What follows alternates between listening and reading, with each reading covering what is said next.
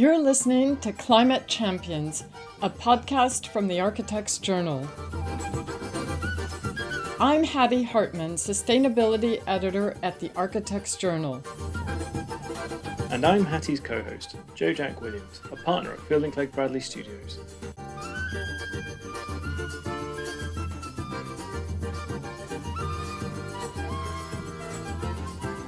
We should be essentially specifying a performance specification for concrete. So as an architect, asking your design team, how are we going to bring carbon into our procurement process?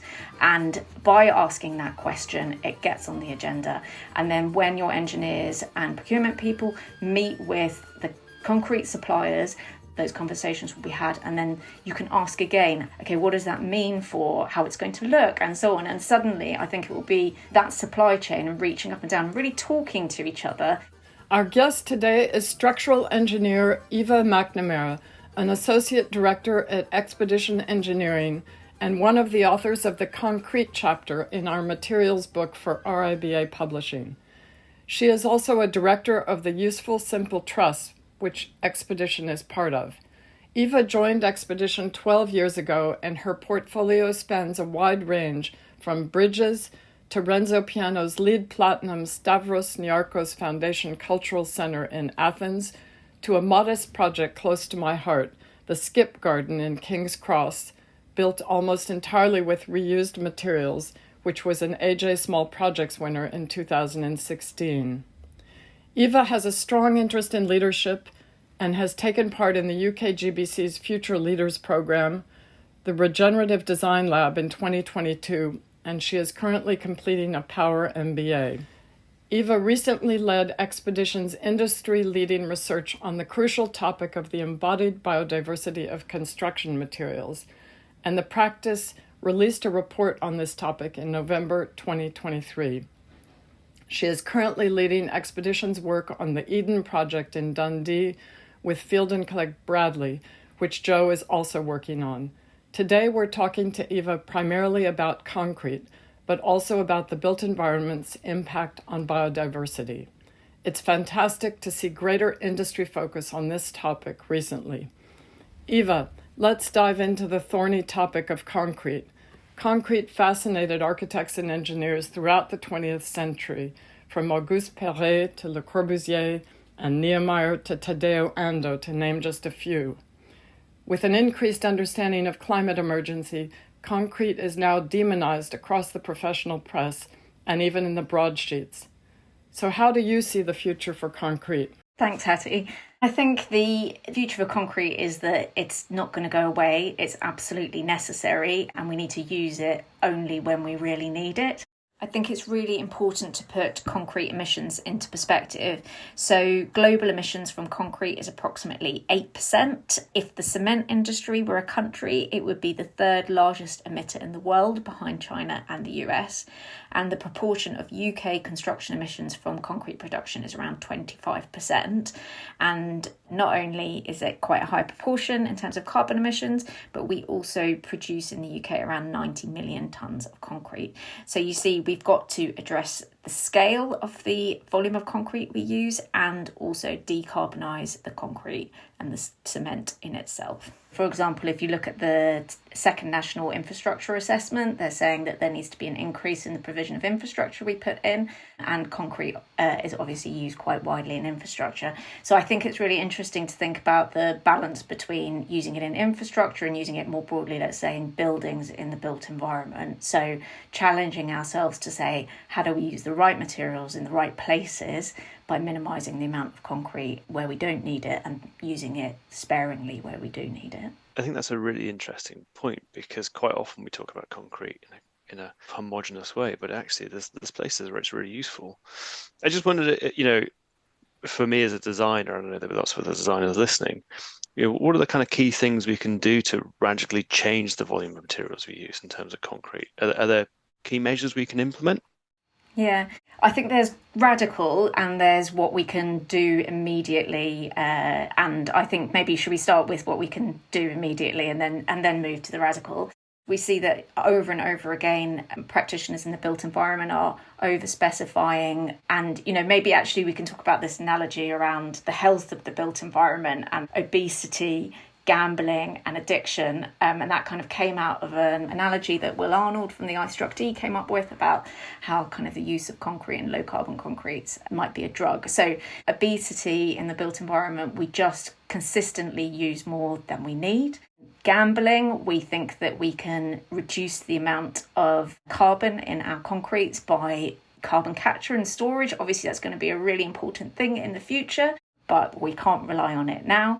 And addiction, trying to use lower carbon substitutes, and my project's the lowest carbon because I've put so much cement replacement in it, and we know that actually doesn't reduce global emissions if we're not doing it right. So first of all, I think we need to be as efficient as possible with what we do, and it's also about thinking, do we need to build that thing in the first place? How do we reuse?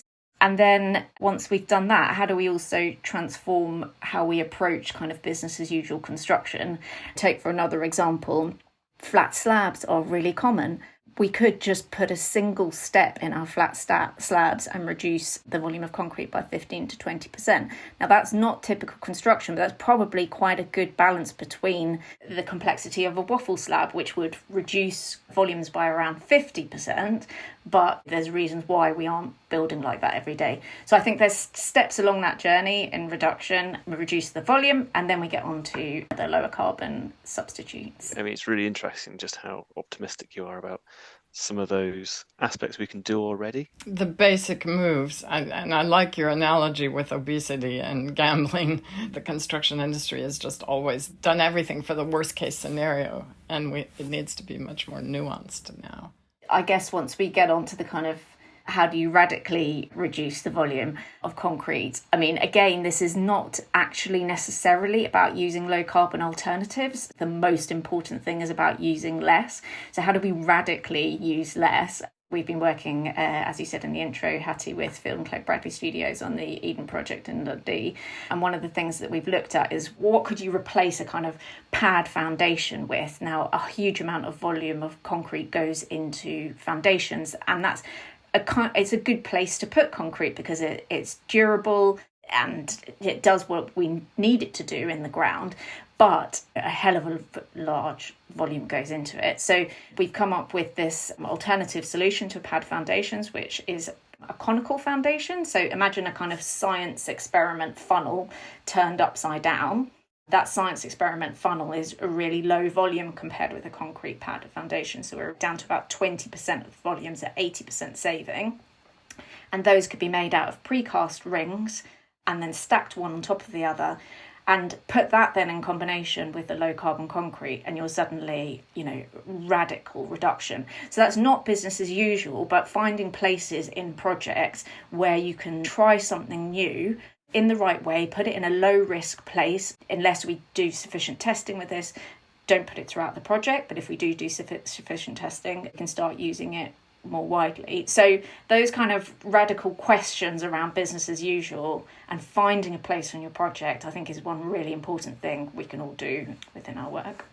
Yeah, I think there's an interesting point here about how to procure things as well.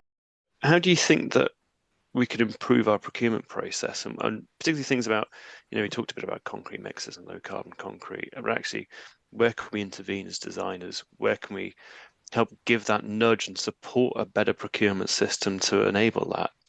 Yeah, so I think, again, it's another really interesting issue because you can think about what can you specify for your project, but unless you think about the global picture, you might end up specifying the wrong things and having the wrong outcomes. And GGBS is an example of that, which maybe we'll touch on later.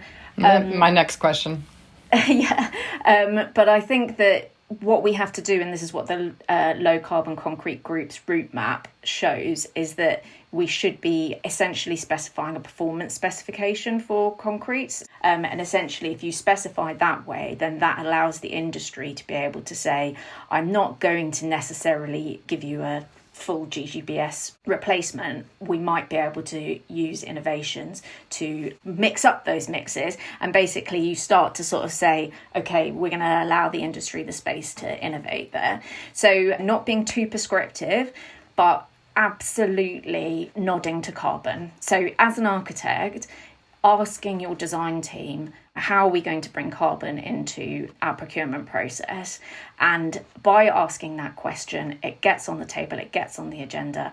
And then when your engineers and procurement people meet with the concrete suppliers, those questions will be asked and those conversations will be had. And then you can ask again, how did it go? And you start saying, okay, what does that mean for how it's going to look and so on? And suddenly I think it will be that supply chain and reaching up and down, really talking to each other. Because, you know, it's become so divorced, hasn't it? That chain has become so long that we're not really speaking up and down that chain. And by asking those questions, it will.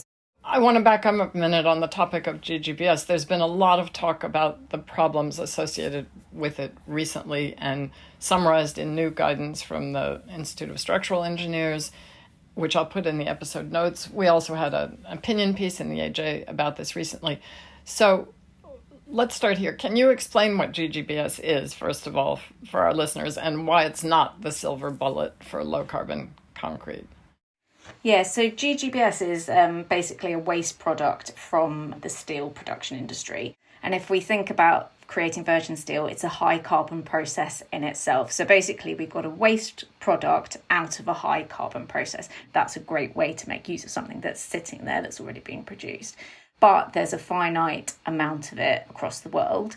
And that GGBS is used in combination with what we call ordinary Portland cement, which is what business as usual concrete is basically, and that's another high carbon part of concrete making. So essentially GGBS reduces the overall emissions of a particular concrete mix because it is a waste product from the steel industry, and it replaces the kind of high carbon OPC that has gone into making concrete. But there's not enough of it, so my understanding is it's being imported to the UK for certain projects, which is seems crazy.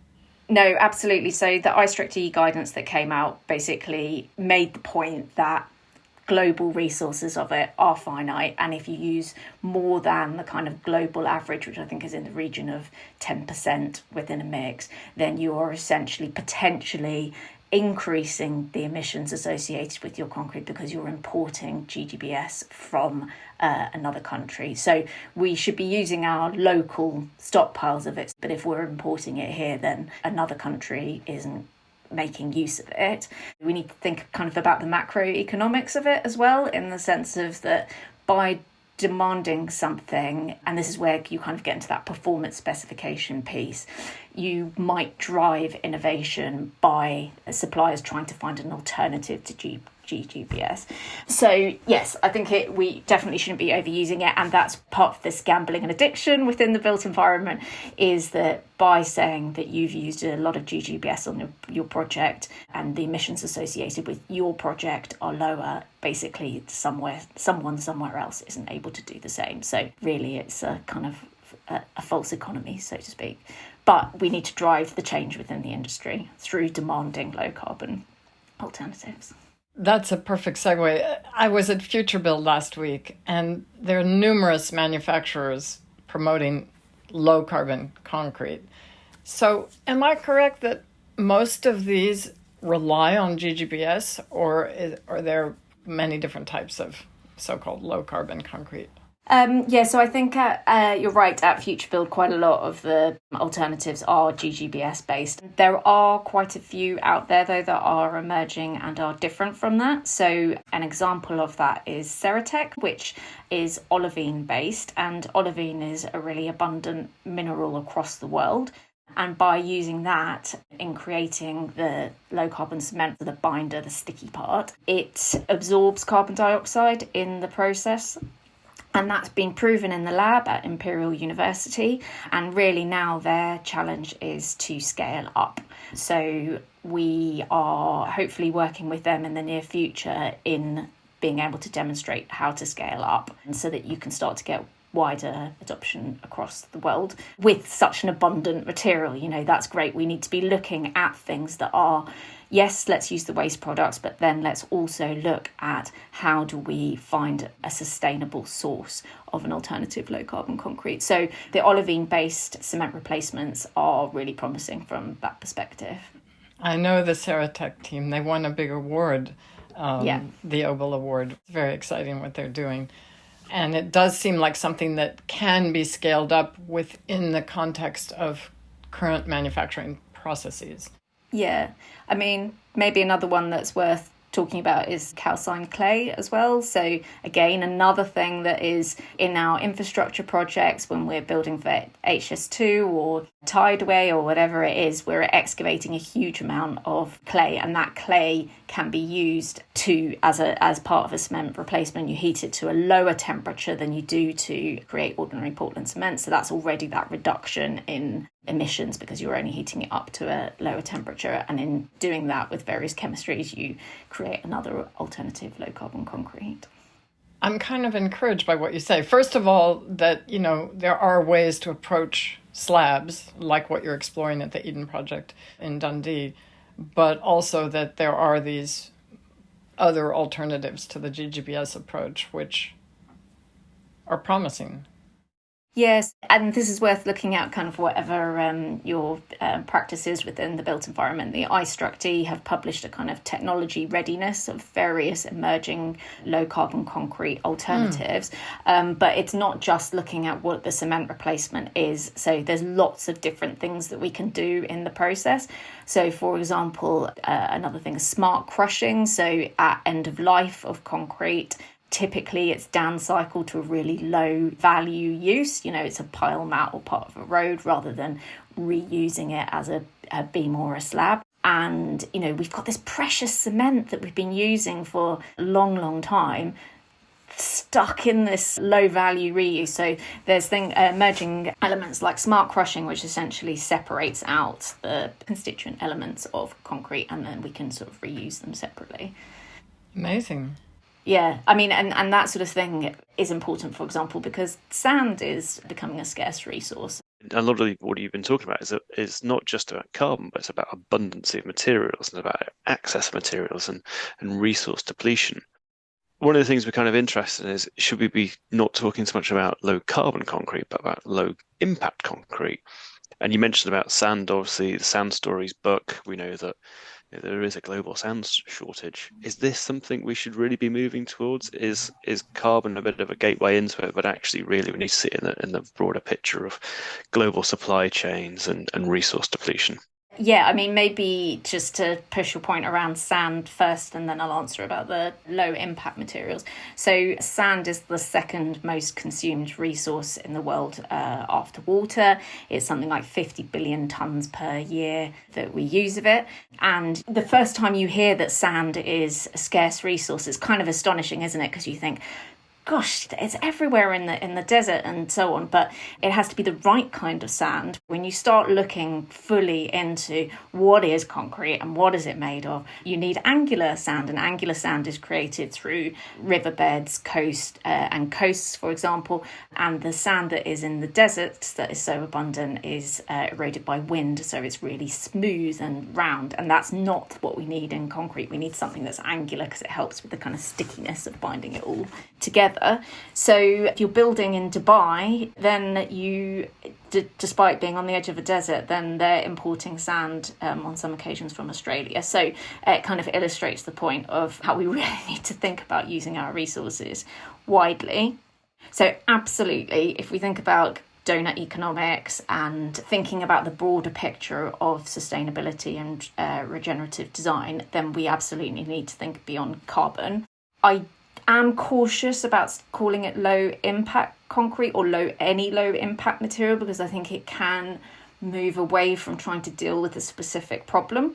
And we always do need to think holistically about every problem we address. But if you don't talk about low carbon concrete, then you probably don't push the innovation in the low carbon bit.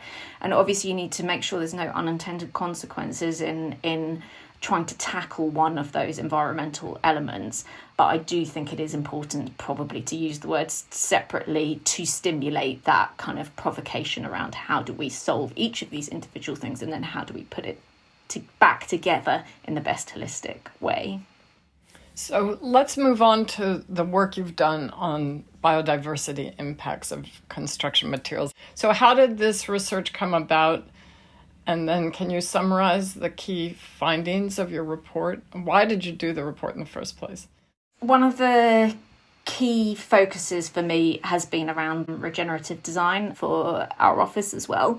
And in looking at ourselves of what does it mean to be regenerative designers, and when we sort of thought beyond carbon, back in 2020 or so, most built environment practitioners declared a climate and biodiversity emergency. Yes. And we've been addressing, certainly we need to improve, but addressing the climate emergency.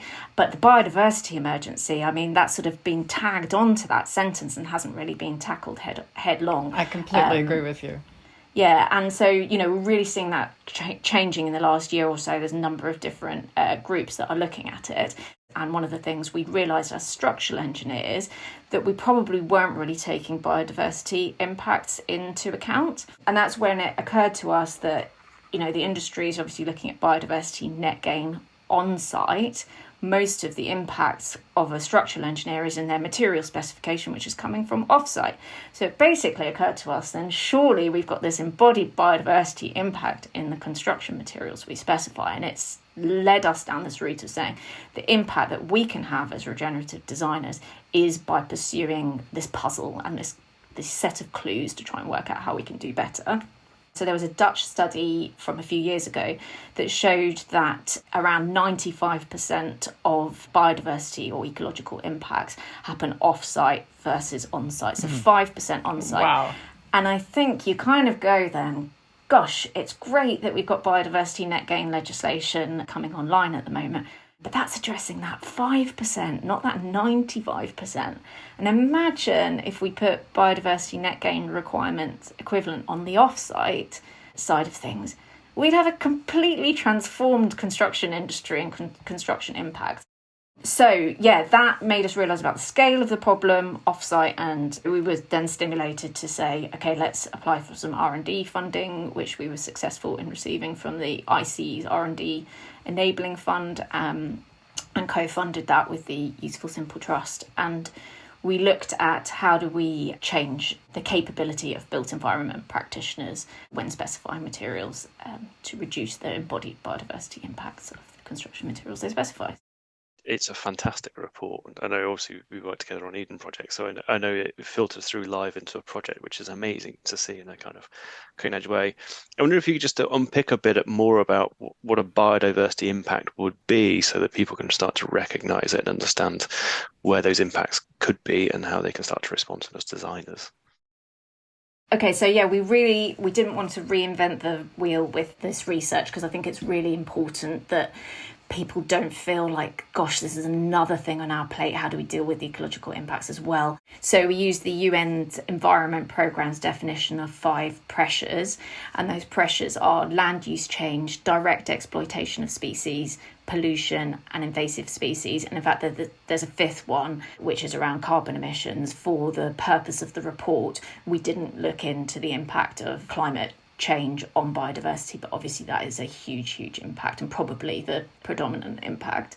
So that land use change is, I think, quite an obvious one. If you're mining or trying to extract a material, you are changing what the original use of the land was in its kind of biodiverse, rich way. So you've got this high kind of hyper-local kind of experience there, but then also with pollution, so be that air pollution or water pollution, you've got also local impacts, but also pollution goes further. Pollution into water streams is going hundreds of miles or further. It's interesting because when we started looking in more detail, we were looking at 5 high volume materials, so concrete, steel, timber, asphalt and earth, because we were looking for the ICE. Concrete's actually quite a reasonably local supply chain in the sense of most of UK's volume that goes into concrete is coming relatively locally, compared with steel, which is a much longer supply chain. Although you can have targeted advice per material within reason, so for example with concrete, we know that marine dredging is probably more negatively impactful on biodiversity. than land one aggregates. So you might say, okay, try and procure your materials predominantly from land one sources. Really, it comes back to the same hierarchy of reduction in the same way we need to reduce carbon. So we really do just need to use less. And yes, we can improve things within our supply chains and understand our supply chains better and positively impact them, but just using less in the first place is really important. Yeah, I think that's a really key message. You're saying things that are really insightful for me about sourcing aggregates from underwater compared to on land. How are you finding getting this data and this understanding about impacts? Is it coming from manufacturers or is it coming from other places? And where would you advise people go to look for this? We all thought carbon was, not that straightforward. Biodiversity and ecological impacts is an extra layer of complexity. So where we had the Bath ICE database to help with carbon, that was a great starting point for carbon. That doesn't really exist for ecological impacts. So we're not even at the starting blocks in the way that we were with carbon. And because we've got this hyper-local effect with biodiversity impact, it's that extra layer of complexity there. So it's not only, when you excavate something, what is the impact of excavation? It is what is the impact in the location that you are excavating. So ask the questions of your supply chain. And this was coming out into Future Build actually about sort of supplier. They were saying, if you ask me the questions, I'm going to have to start answering them.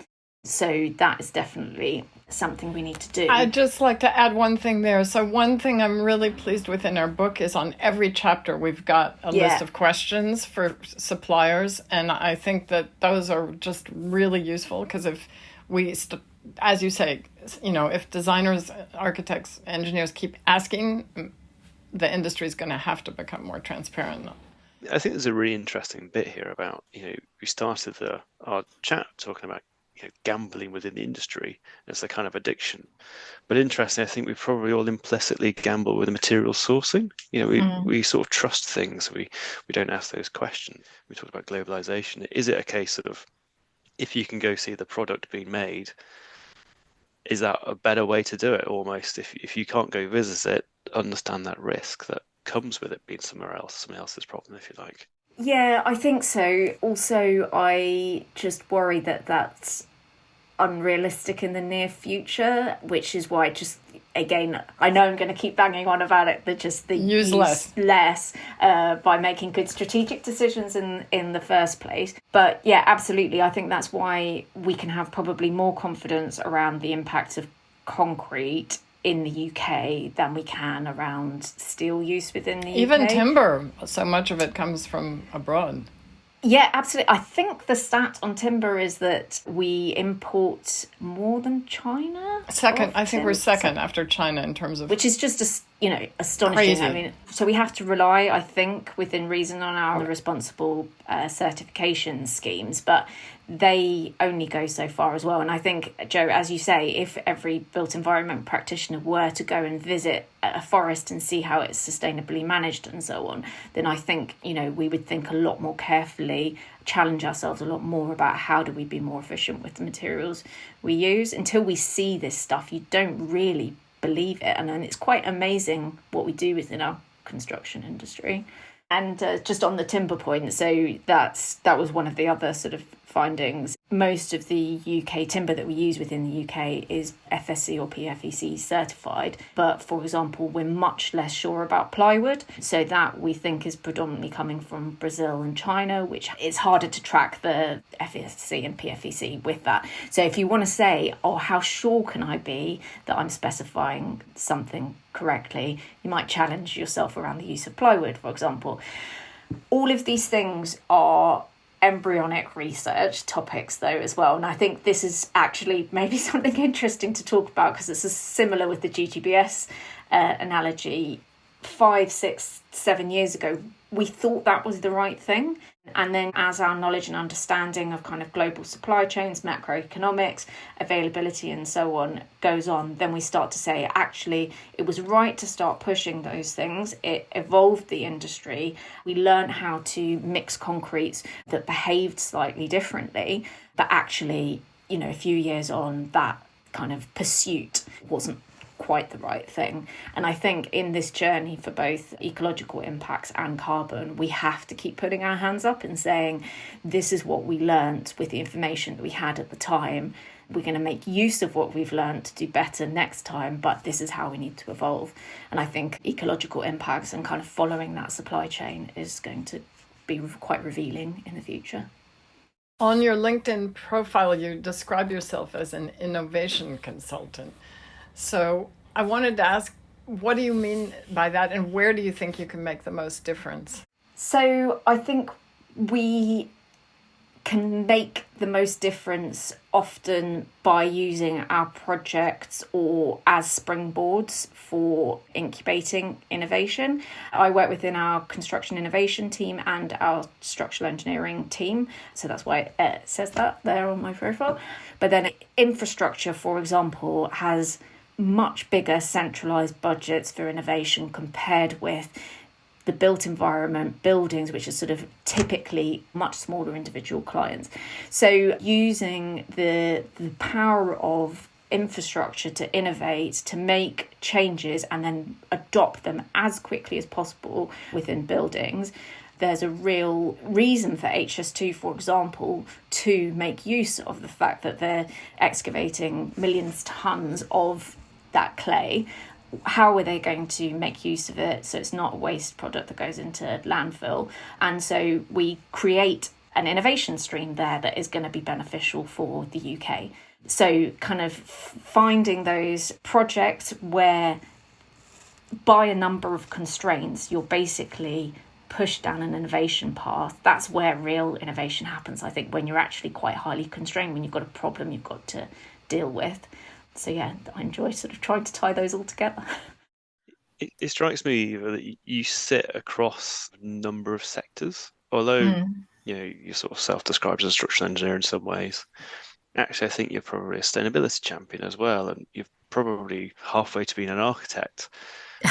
Is this coming from this kind of regenerative design principles that sort of pushed you into this non-siloed position? I think that it's come from a structural engineering place. So Ollie Broadbent and James Norman have recently written a book which has been published called The Regenerative Structural Engineer. And they've got a really nice definition of regenerative design in that, which is that human and all living systems, for them to survive, thrive and co-evolve. And I think if we put that in the context of any of our work or whatever discipline you're in, then you have to be quite a holistic thinker. I think I probably described myself, Hattie, if you were to redo the introduction, as a kind of jack or Jill of all trades, and maybe one day a master of some I'd like to be. I love working across multiple disciplines.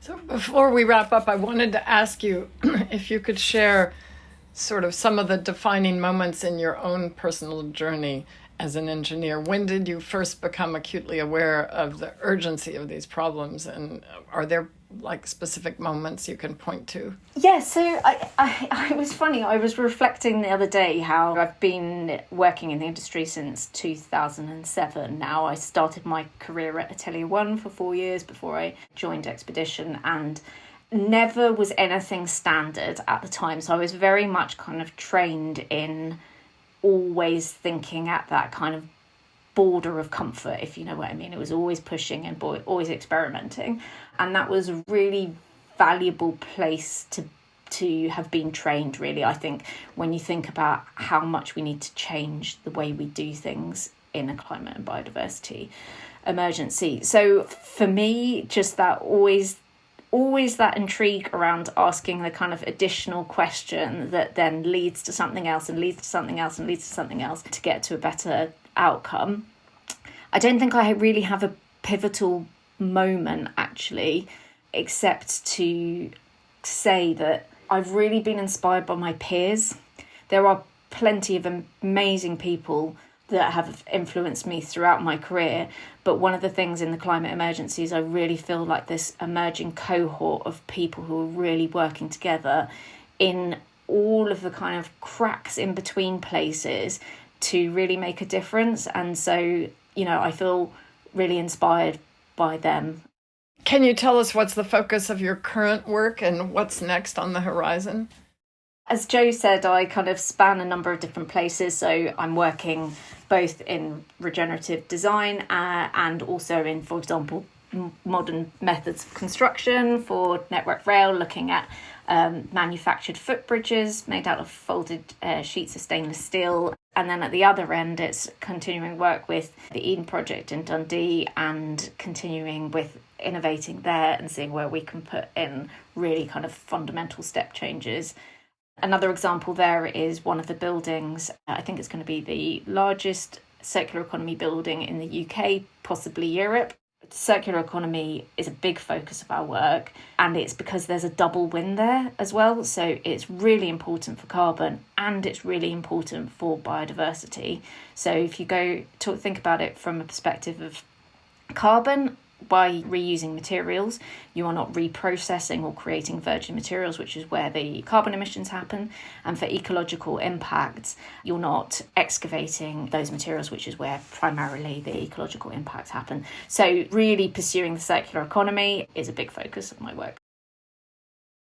Joe, any other burning questions? No, excellent. Really excellent. Is there anything else you think we've missed, Eva, that you'd like to add? I have actually, thought about one more thing that I think that we should cover. Really important to think about concrete in the mix of all the materials that we've got available. So I think zooming out and looking at what happens when you start to use too much of any one material, we need to think about the palette of materials that we've got. And I think bio-based materials could be quite interesting as well. And we're starting to see those emerging and innovations happening around that. But where are the unexpected outcomes? Where are the mistakes we might make? We're really on a journey of learning. Let's be really careful with bio-based materials, I think. So they look really good from a carbon perspective, but they're probably using a higher land use than other materials. And so we need to start thinking, okay, well, one of the biggest pressures from our construction materials is on land use change. Okay, are there going to be unintended consequences of scaling up? Let's be careful and holistic in our thinking so that we really are regenerative in the choices that we make within the construction industry. That's a good message and a good place to end. Thank you. It is about being holistic, and it's not easy to do. It's just rife with unintended consequences. Our next episode will focus on brick, and we will be speaking to David Watson of AKT2.